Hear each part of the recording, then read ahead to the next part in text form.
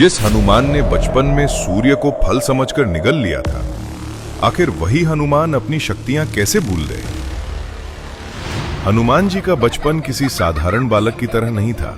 वे भगवान शिव के अंश थे, वायुदेव के वरद पुत्र थे और जन्म से ही उनके पास ऐसी दिव्य शक्तियां थीं जिनकी कल्पना भी मुश्किल थी। एक दिन उन्होंने आकाश में उगते हुए सूर्य को देखा।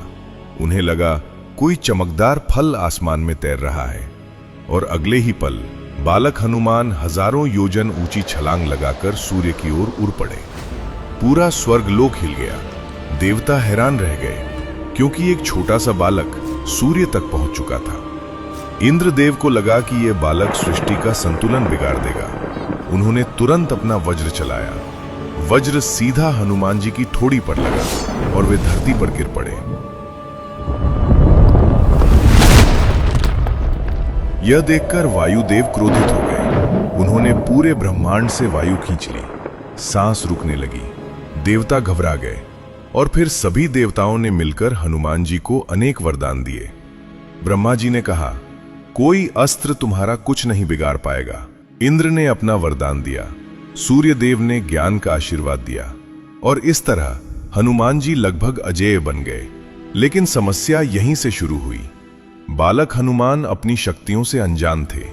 वे ऋषियों के आश्रमों में पहुंच जाते, ध्यान कर रहे मुनियों की माला छिपा देते, किसी का कमंडल उठा लेते तो कभी अपनी शक्ति से पूरा आश्रम हिला देते। उनके लिए यह खेल था, लेकिन ऋषियों की तपस्या बार बार भंग होने लगी। तब एक दिन महर्षियों ने उन्हें दंड देने का निर्णय लिया, लेकिन वे जानते थे ये कोई साधारण बालक नहीं, भविष्य में धर्म की रक्षा करने वाला महान भक्त है। इसलिए उन्होंने क्रोध में कोई विनाशकारी श्राप नहीं दिया। उन्होंने कहा, हे वानर बालक, आज से तुम अपनी दिव्य शक्तियों को भूल जाओगे। जब तक कोई तुम्हें तुम्हारी शक्ति याद नहीं दिलाएगा, तब तक तुम्हें अपने सामर्थ्य का स्मरण नहीं होगा। यह श्राप भी था और वरदान भी, क्योंकि अगर हनुमान जी बचपन से ही अपनी सारी शक्ति का उपयोग करते तो शायद उनका मन भी अहंकार की ओर जा सकता था।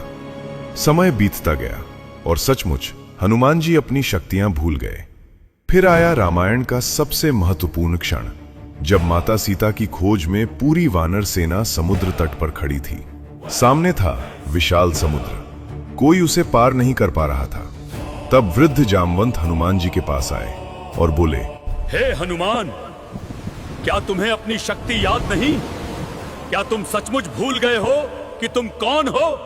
तुम वही हो जिसने बचपन में सूर्य तक उड़ान भरी थी। जैसे ही ये शब्द उनके कानों में पड़े, उन्हें अपना वास्तविक स्वरूप याद आ गया। उनका शरीर पर्वत के समान विशाल हो गया, आंखों में तेज चमक उठा और फिर उन्होंने एक ऐसी छलांग लगाई जो इतिहास बन गई। वही छलांग उन्हें लंका तक ले गई और उसी क्षण संसार को फिर से याद आया कि हनुमान कोई साधारण वानर नहीं, स्वयं शिव के अंश हैं। यानी हनुमान जी अपनी शक्ति इसलिए नहीं भूले थे क्योंकि वे कमजोर थे, बल्कि इसलिए भूले थे ताकि सही समय आने पर धर्म की रक्षा के लिए उनका सामर्थ्य प्रकट हो सके। अगर आप भी हनुमान जी के भक्त हैं तो कमेंट्स में जय श्री राम जरूर लिखें।